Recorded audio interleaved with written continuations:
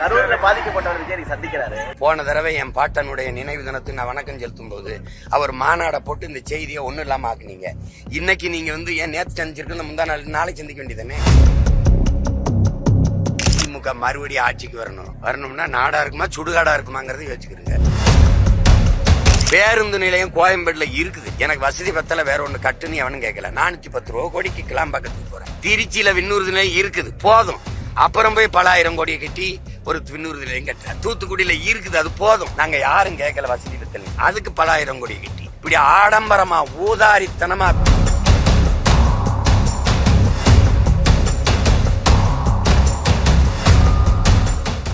Sir. அடுத்த கட்ட தேர்தல் முடிவுல திமுகவுக்கு வாய்ப்பு இருக்கு அப்படின்னு பொதுமக்கள் பேசிக்கிறாங்க. பன்னீர்செல்வம் சொல்லியிருக்காரு. திமுகவுக்கு ஏன் வாய்ப்பு இருக்கணும்னு சொல்லு. கட்சியில பிரிஞ்சு கிடக்காங்க, எல்லா கட்சியிலும் பிரிஞ்சு கிடக்கிறதுனால திமுக அதிக வாய்ப்பு இருக்கு. இந்த கட்சியின் ஆட்சி அது தொடரணுமா வேணாமாங்கிறதா மக்கள் முடிவெடுக்கணுமே ஒழிய அந்த கட்சி பிரிஞ்சிருக்கு இந்த கட்சி பிரிஞ்சிருக்குன்னு எந்த பிரிவும் இல்லாம தேர்தல் களத்துல நாங்க நிக்கிறோம். எந்த குழப்பமும் இல்லாம எங்களை எல்லாம் பார்த்தா உங்களுக்கு கட்சியா தெரியலையா? எந்த குழப்பமும் இல்லை. யார் யாரோட கூட்டணி, யாருக்கு எந்தெந்த இடம், யார் யார் எங்கேன்னு தெரியும். எந்த குழப்பமும் இல்லாம தெளிவா உறுதியான ஒரே முடிவோடு 234 தொகுதியிலும் 117 பெண்கள் 117 ஆண்கள் என்று இந்த நாட்டில் புறக்கணிக்கப்பட்ட தமிழ் சமூகங்களுக்கெல்லாம் தேர்தல் எண்ணிக்கை வாய்ப்பு கொடுத்து ஒடுக்கப்பட்ட பிற்படுத்தப்பட்ட தாழ்த்தப்பட்ட பிள்ளைகளுக்கெல்லாம் தேர்தல் களத்திலே முன்னுரிமை கொடுத்து வீறு கொண்டு களத்திலே பாயிற எங்கள் வீர மறவர்கள் எங்கள் பாட்டன்களைப் போல அதை பற்றி பேசாம திமுக மறுபடியும் ஆட்சிக்கு வரணும்னா நாடா இருக்குமா சுடுகாடா இருக்குமாங்கிறத யோசிச்சுக்கிறீங்க. ஏன் அது பேசிட்டு கூடாது? இன்னைக்கு விளைய வச்ச விவசாயி 20 லட்சம் டன்னை ரோட்ல போட்டு தாளையில போட்டு முளைக்கு பிச்சுன்னு கத்திக்கிட்டு இருக்கான். 75 லட்சம் பேர் டிஎன்பிசி தமிழ்நாடு தேர்வாணையத்தில் தேர்வு எழுதிட்டு வேலை இல்லாம வெளியே நிக்கிறான். என்ன அப்படின்னால அப்படி ஆட்சி அலமா கொடுத்துட்டா வீடு வீடுக்கு போய் mixie grinder tiffin box Deepavali பரிசெல்லாம் கொடுத்து சத்தியம் வாங்கிட்டு வர்றதுக்கு திமுகவுக்கு ஓட்டு போடணும். நீ தான் சாதனையாளன் ஆயிடுச்ச. சத்தியம் எதுக்கு? என்ன சாதனையை சொல்லி ஓட்டு கேட்க வேண்டியதானே? சத்தியம் வாங்கிட்டு எதுக்கு ஓட்டு கேட்கிற? சார், இப்ப தஞ்சாவூர்ல தண்ணியில முளைச்சு வச்சு விவசாயிகளுக்காக பல்வேறு இடத்துல குரல் கொடுத்துருக்கீங்க. ஆனா சிஎம் என்ன சொல்லியிருக்காருன்னா லேசாவே முளைச்சிருக்கு அப்படின்னு சொல்லிட்டு இப்ப முன்னேற்பாடுகள் பண்றாரு. எல்லாமே வந்ததுக்கு அப்புறம் தான் முன்னேற்பாடு பண்றாங்க. இதை எப்படி சார் பாக்குறீங்க? இது ஒரு வலிதோய்ந்த ஒரு கொடுமை. இது எப்படி பாத்தீங்கன்னா இந்த ஆண்டு மட்டும்தான் மழை பெய்யுது இந்த இப்படி முளைக்குதுன்னு இல்லை. நீண்ட காலமா நம்மளுடைய வேளாண் குடி மக்கள் விளைய வைக்கிற நெல்லை உரிய விலையை கொடுத்து கொள்முதல் செய்யறது இல்ல. உங்களுக்கு புரிதல் நினைக்கிறேன். அதுக்கு இவர்கள் எவ்வளவு தண்ட செலவு செய்யறாங்க. ஒரு தகர அந்த மாதிரி ஒரு தகர சீட்டை போட்டு ஒரு சேமிப்புற கிடங்கு கட்ட முடியாதா? ஒவ்வொரு மாவட்ட தலைநகர்லையும் சொல்லுங்க, கட்ட முடியுமா? முடியாத. எதுக்கு தெருவில் போடுற நீ? அப்ப உழவர்குடியின் உழைப்ப நீ எவ்வளவு உதாசீனப்படுத்துற, எவ்வளவு அவமதிக்கிற. ஆனா நீ சமாதி எத்தனை கோடியில் கட்டியிருக்க? தெருவுக்கு தெரு செலவு எத்தனை லட்சம் ரூபாய்க்கு கோடி ரூபாய்க்கு செலவழிச்சு பண்றீங்க. 150 கோடியில நூலகம் படி கட்டுறீங்க. 3 கோடியில கட்டிட முடியாதா? 150 கோடியில கட்டி படிக்க பிள்ளைகள் உட்காந்து படிக்க பள்ளிக்கூடம்ல இடிஞ்சு தரையில விழுது, எல்லாம் குட்டியச்சோரா கிடக்கு. எதை செய்யறதுன்னு தெரிய வேணாமா? பேருந்து நிலையம் கோயம்பேடுல இருக்குது. எனக்கு வசதி பத்தல வேற ஒண்ணு கட்டுன்னு எவனும் கேட்கல. 410 ரூபா கோடிக்கு கிளாம்பாக்கத்துக்கு போறேன். திருச்சியில விண்ணூறு நிலையம் இருக்குது, போதும். அப்புறம் போய் பல ஆயிரம் கோடியை கட்டி ஒரு விண்ணூறு நிலையம் கட்டுற. தூத்துக்குடியில இருக்குது, அது போதும். நாங்க யாரும் கேட்கல வசதி பத்தல, அதுக்கு பல ஆயிரம் கோடியை கட்டி இப்படி ஆடம்பரமா ஊதாரித்தனமா இப்படி மக்கள் காசை வீணடிக்கிறதுக்கு உழைக்கிற மக்கள் உயிர் தேவையா இருக்கிற உணவு அந்த பண்டத்தை சேமிக்க ஒரு கிடங்கு கட்ட முடியாதா? குடிச்சு சாகிற விஷம் சாராயத்தை பாதுகாக்க நீ சாராய கிடங்கு எப்படி கட்டி வச்சிருக்க? டாஸ்மார்க் சரக்க பாதுகாக்க குளிரூட்டப்பட்டார. ஏன்னா ஏசியில இல்லைன்னா பிராண்டி கோச்சுக்கணும்ல. வீரன் ஒருத்தன் உள்ள இருக்கான், அவன் கோச்சுப்பான்ல. ஏசி போட்டு அதுக்கு சிசிடிவி கண்காணிப்பு கருவி போட்டு 2 காவலரை பாதுகாப்புக்கு போடுற அரசு இது அரசா தரிசா? இதுல லேசா தான் முளைக்குது. இன்னும் கொஞ்ச நாள் நல்லா முளைச்சா அதுலயே பறிஞ்சு விளைஞ்சிரும். அப்படியே போய் அறுத்துட்டு வர வேண்டியதான். வேளாண்மைனா என்னன்னு தெரியாத நாட்டை கொடுத்தீங்கன்னா என்ன ஆகும்? சார், கரூர்ல பாதிக்கப்பட்டவர் விஜய் சந்திக்கிறாரு. விஜய் மீது மட்டும் ஒரு குற்றச்சாட்டு வைக்கிறீங்க. 38 பேரும் போயிருக்காங்க, அவங்க அந்த இது குறை சொல்லல. விஜய் மீது மட்டும் இந்த குற்றச்சாட்டு காரணம் இல்லை. நான் எந்த குற்றச்சாட்டும் வைக்கல. நீங்க என்ன நினைக்கிறீங்க? போன தடவை என் பாட்டனுடைய நினைவு தினத்துக்கு நான் வணக்கம் செலுத்தும் போது அவர் மாநாட போட்டு இந்த செய்தியை ஒண்ணும் இல்லாம ஆக்குனீங்க. இன்னைக்கு நீங்க ஏன் நேற்று சந்திச்சிருக்கு முந்தா நாளைக்கு சந்திக்க வேண்டியதானே? இன்னைக்கு சந்திச்சு இந்த செய்தி நாங்க இவ்வளவு பெரிய வீர வரலாறு ஒரு துளியும் நீங்க பேச மாட்டீங்க. நாங்க அவரை பத்தி பேசினா அதையே தலைப்பு செய்தியா போட்டா சந்திக்கிறார். இன்னைக்கு தொலைக்காட்சியை திருப்பினா இதை போடுவீங்களா அதை போடல, போரிட்டு மாண்டையம்மா பாட்டம்மான மரவணை போடுவீங்களா அதை போடுவீங்களா? நீங்க போன வருஷம் பேசுறது கொஞ்சி கஞ்சி பேசுற மீன்கள் எல்லாம் முதலைகள் வாழும் சொல்லி சொன்னீங்க. அதான் தலைப்பு சரியா ஓடிச்சு. அது அவர்கிட்ட நான் தனியா பேசும்போது என் தம்பிக்கு தம்பியா அண்ணன் நான் சொன்ன அறிவுறேன். இது கொஞ்சி கடிக்கிற மீன்கள் நிறைந்த குளம் அல்ல, கொடிய முதலைகள் நிறைந்த குளம். ஒவ்வொரு காலையும் நீங்க கவனமா எடுத்து வைக்கணும் தம்பின்னு அண்ணன் சொன்னது. அத அவர் அதே மேடையில என்னை கேள்வி பண்ணி சிரிக்கிறாப்ல. சிலர் சொல்கிறார்கள் முதலைகள் நிறைந்த இது அப்படி இப்படின்னு பேசிட்டாப்ல.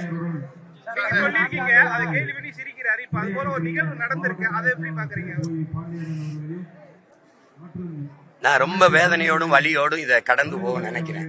ஏன்னா என் மக்கள் நாம தான் பரிதாபப்படுறோம் அந்த சாவுக்கு. அவங்க போகட்டுமியா, என் பையன் அவருக்கு அதனே செத்தியான் போகட்டுமியாங்கிறாங்க. அப்ப என்ன செய்யறது நான் சொல்லுங்க? நாட்டை பாதுகாக்க எல்லையில போரிட்டு மாண்டு மகன் வந்த மாதிரி ஒரு தாய் பேசுறா. அதை விட இன்னொரு தாய் இளம் வயது தாய் சொல்றா. அருகில் இந்த பக்கத்துல இருந்து பாக்குற வாய்ப்பை எங்களுக்கு பெற்று கொடுத்துட்டான், யாருக்கும் கிடைக்காது. அதுக்காக என் மகன் உயிரை விலையா கொடுத்தோம்னு பேசுற தாயே, இந்த தாய்மின் மேலிருந்த பச்சை இருக்கிற புனிதம் இருக்குல்ல, அதுவே செத்து போச்சுன்னு நினைக்கிறேன் நான். அதனால அதை பத்தி பேச நான் விரும்பல. இன்னைக்கு ஒரு புனிதமான நாள். என் மண்ணுக்காக போராடி மாண்ட என் மான மறவர்கள், என் பாட்டனுடைய புகழ் வீர புகழ் போச்சுகிற நாள். திருச்சியில ஜம்புத்தீவு பிரகடனம் செய்த இடத்துல கூட்டம் வச்சிருக்கேன், மாபெரும் வீர வணக்க கூட்டம். முடிஞ்சா வாங்க வந்து பாருங்க.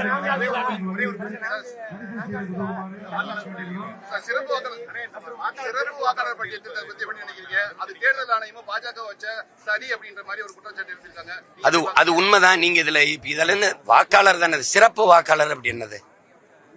அதுல என்ன தம்பி, அதுல என்ன சிறப்பு இருக்கு? நீ பீகார்ல 60 லட்சம் பேர் வெளியேறினால 60 லட்சம் பேருக்கு இங்க கொடுப்ப, அவனுக்கு வாக்குரிமை கொடுத்து அவன் என் நாட்டு அரசியலையும் அதிகாரத்தையும் அவன் தீர்மானிப்பான். இது இந்தி பேசக்கூடிய இன்னொரு மாநிலமா மாறும். ஏற்கனவே சரிபார்ப்பு பட்டியல் தானே இருக்கணும். சிறப்பு அப்படிங்கறது எதுக்கு வருது? சிறப்புங்கிறது ஏன் வருது? வாக்கு சரி பார்க்கறது ஒவ்வொரு ஆண்டு இருக்குது. இல்லைன்னா போய் பதிவு பண்ணிக்கிறீங்க, விடுபட்டுருச்சான்னு பாருங்க. அது பட்டியலில் உங்க பேர் இருக்கா இல்லையாங்கிறது சரி பார்த்துக்கிறது ஒவ்வொரு ஆண்டு நடக்குது. சிறப்பு வாக்காளர்னா அது என்னது? அவருக்கு என்னன்னு சொல்லுங்க, அவருக்கு எப்படி சொல்லுவார்? தமிழகத்தில் நடக்கும்போது அதோடைய உண்மைத்தன்மை வெளிப்படுமா? தமிழகத்தில் வெளி மாநிலங்கள்ல எப்படி வேணாலும் இருக்கிற தமிழகத்துல உண்மைத்தன்மை இருக்கா அப்படின்னு பொறுத்து தான் பார்க்கணும். எங்களுக்கு இருக்கிற ஒரே அச்சம், ஏற்கனவே இந்த நிலமும் அதிகாரமும் எங்க கிட்ட இல்ல, உங்களுக்கு தெரியுது. இப்போ இதுல எங்கள் அடையாளங்கள் திட்டமிட்டு மறைக்கப்படுது. இப்ப உதாரணமா 2000 கோடி கிட்ட செலவு பண்ணி ஒரு மேம்பாலம் கோவையில கட்டப்பட்டிருக்கு. அதுக்கு எங்களுக்குன்னு அடையாளம் இருக்கு.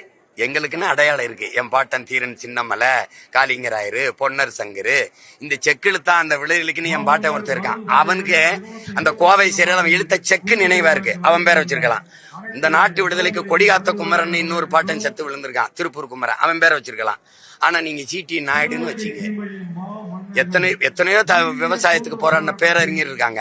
ஆனா நாராயணசாமி நாயுடுன்னு நீங்க தொடர் வண்டி நிலைய மேம்பாலத்துக்கு வைக்கிறீங்க. உங்க அடையாளங்களை நிறுவிக்கிட்டே போறீங்க. எங்களுக்கு என்ன இருக்கு? எங்க பாட்டனை நாங்க எங்க வந்து கூப்பிடுறோம் பாருங்க, ஒரு டொக்கு சந்துக்குள்ள. இந்த இடத்துல எதுக்கு இவ்வளவு பெரிய கட்ட நம்பி குட்டிய? உங்க அப்பா சமாதி எப்படி கட்டுவீங்களா? என் பாட்டனும் நீங்களும் ஒன்னா? எப்படி கடற்கரையில 2 ஏக்கர் எடுத்து படுத்து கிடக்குறீல, என்ன பண்ணிட்டீங்க நீங்க? இந்த மண்ணின் விடுதலைக்கு தூக்குன தொங்கினவனை இங்க கொண்டு அந்த சந்துக்களை போட்டிருக்க. இது என்ன பட்டியல் அடைச்சு ஆடு மாடு வந்த மாதிரி வச்சுக்க? இது எதுக்கு இப்படி பறிச்சிருக்க? கோயில சாமி மட்டும் தானே வரும். இது எதுக்கு இப்படி ஜெயில் கைதியை குட்டி வந்த மாதிரி ஒத்தாலும் வரலாம், ஒத்தாலும் போகலாம்? எப்படி இது?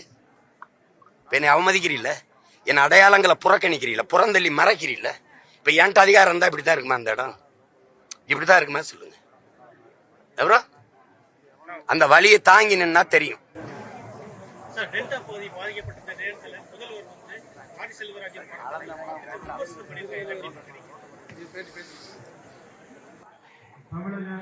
நான் அந்த படம் பார்க்கல, அது மட்டும் தான் உங்களுக்கு சொல்ல விரும்புறேன். தம்பி மாரி செல்வராஜ் கேட்டாரு, இது எனக்கு பயணம் இருக்கு பார்த்து. சில தமிழ் இயக்குநர்கள் படத்தை மட்டுமே அந்த மாநில அரசு தொடர்ந்து போய்கிட்டே இருக்கு.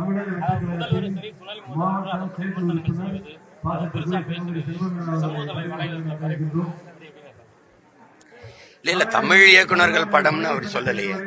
அப்படி பார்த்தா தமிழ்நாட்டுல நம்முடைய பிள்ளை விளையாண்டு வந்ததுக்கு 20 லட்சம் 25 லட்சமா கொடுத்துட்டு ஆந்திராவை சேர்ந்த ஒருத்தனுக்கு 5 கோடி பரிசு கொடுத்தாங்க. இந்த என்ன சொல்றது செஸ் அந்த விளையாட்டுக்கு. அப்புறம் அதை எப்படி சொல்றது? நம்ம கலையை இலக்கியத்தை போற்றுவது என்பது அரசின் கடமை. போர் சூழல கூட எங்க தலைவர் கலை இலக்கியத்தை எல்லாம் போற்றினார். அது நம்ம குறைய சொல்ல முடியாது. தமிழ் இலக்கிய இயக்குநர்களுக்கு அவ்வளவு முன்னுரிமை கொடுத்துருச்சு இந்த அரசுங்கிறத என்னால ஏற்க முடியல. குறிப்பிட்ட இயக்குநருக்கு அது தெரியல. கல்வியில் சிறந்த தமிழ்நாட்டுக்கு பேசின இயக்குநர்களுக்கா இருக்கலாம். அது இருக்கலாம். எனக்கு தம்பி மாரி செல்வராஜ் மேல அளவு கடந்த அன்பு மதிப்பும் உண்டு. அவன் சிறந்த படைப்பாளி. அது விட்டுருவோம். வேற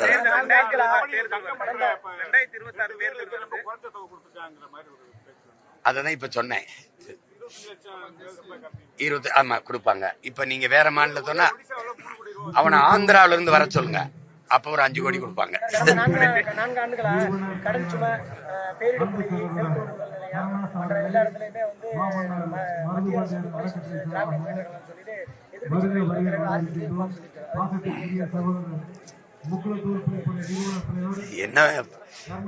என்ன சொல்றீங்க? நீங்க எப்படி பாக்குறீங்களோ அப்படிதான் நானும் பாக்குறது.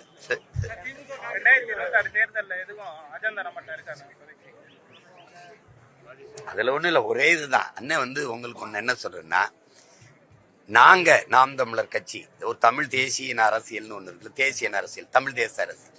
இது நாட்டை ஆளும் போது நாடு எப்படி இருக்கும் அப்படின்னு காட்டுவேன். நான் பேசினேன், அச்சு ஆவணமா கொடுத்தேன், அது போய் சேரல. இப்ப எங்க ஆட்சியில கல்வி எப்படி இருக்கும், எங்க ஆட்சியில மருத்துவம் எப்படி இருக்கும், எங்க ஆட்சியில வேளாண்மை எப்படி வார்த்தை எடுப்போம், எல்லாருக்கும் வேலை எப்படி கொடுப்போம், உங்களுக்கு விளங்குதுன்னு நினைக்கிறேன். அப்ப எப்படி நீர் வளத்தை பெருக்குவேன், எப்படி இந்த பசி இல்லாத ஒரு நாட்டை படைப்பேன் அப்படிங்கிறத நான் சொல்லும் போது விளங்கல, போட்டு காட்டிடுவேன். புரியுதுன்னு நினைக்கிறேன். அப்ப சொல்றது இந்த மாதிரி ஒரு நாட்டுல வாழணும்னு ஒவ்வொரு குடிமகனும் ஏங்குற மாதிரி ஒரு நாடு என் கனவுக்குள்ள இருக்குல்ல, அதை காட்டுவேன்.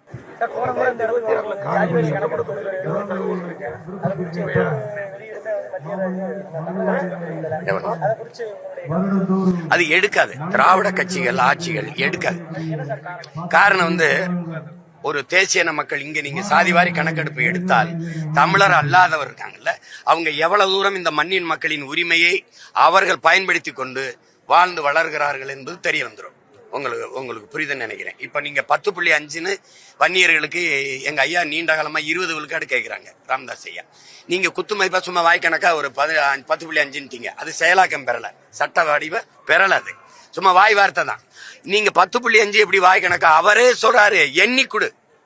இந்த கோட்பாடு எப்படின்னா தம்பி, எடுத்து கொடுக்காத எண்ணி கொடுத்துரு, அள்ளி கொடுக்காத அளந்து கொடுத்துரு. அவரவர் குடிகளின் எண்ணிக்கைக்கு ஏற்ப உரியதை கொடுத்துட்டீங்கன்னா இங்க ஒரு பிரச்சனையும் இல்லை. அப்போதான் உண்மையான சமூக நீதி, சமத்துவம், சகோதரத்துவம் வரும். எனக்கு உண்டானது எனக்கு, உங்களுக்கு உண்டானது உங்களுக்கு. அதை இவர்கள் செய்ய மாட்டார்கள். இவர் எடுக்கிறதெல்லாம் மத்திய அரசுக்கு எடுக்கணும்பாங்க. ஆனா இவங்க கூட்டணி வச்சிருக்கிற அவரு சீதாராமையா 10 நாள் பள்ளிக்கூடத்தை விடுமுறை போட்டு 24ஆம் தேதிக்குள்ள சாதிவாரி கணக்கெடுப்பை எடுத்து முடுறாங்கிறாங்க. இவங்க கூட்டணி வச்சிருக்கிற அந்த காங்கிரஸ் ஆண்டுகிட்டு இருக்குல்ல இந்த தெலுங்கானால, அவரு எடுத்து குடிவாரி கணக்கெடுப்பை எடுக்கிறாரு. பீகார்ல நிதிஷ்குமார் எடுக்கிறாரு. இவங்க ஆகும்னா மத்திய அரசும்பாங்க.